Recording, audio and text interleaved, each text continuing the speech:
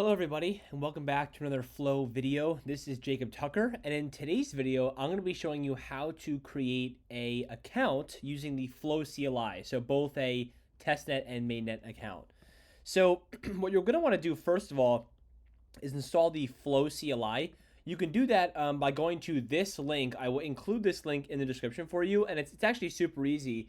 If you're on a Mac, I just like to use this one command here, or you can install it using Homebrew.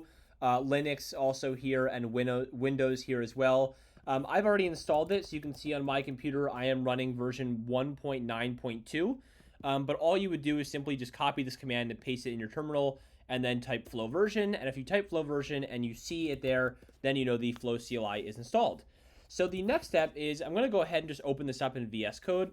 And what I'm going to do is run flow init in my terminal. And what that does is that creates a flow.json file, inside of our project. And so we need this, flow.json file in order to create accounts.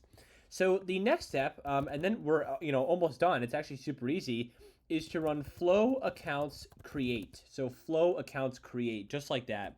And, we can give it a name. So I'm going to call it, mainnet-account. Usually that's what I call it. Or if it's for testnet, I just do testnet-account and click enter. And then, we can select the network. In this case, I want to create a mainnet account. So I'm going to click mainnet. If you want to create a testnet account, you can choose this one. And if you want to create an emulator account, you have to make sure that the emulator is already running on your computer. But for this video, we're just covering testnet and mainnet. So I'm going to go ahead and click mainnet.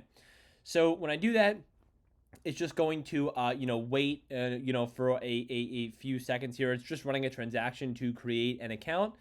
And when it's done, which should be in about 20 seconds or so, we should see that not only is, the object added here called mainnet account, you can see our newly created address, but the private key to that account, which I don't mind showing because I'm not going to actually use this account, is inside the mainnet account.private key, file. And it also automatically creates a .getignore with that file, so we don't accidentally push that to GitHub.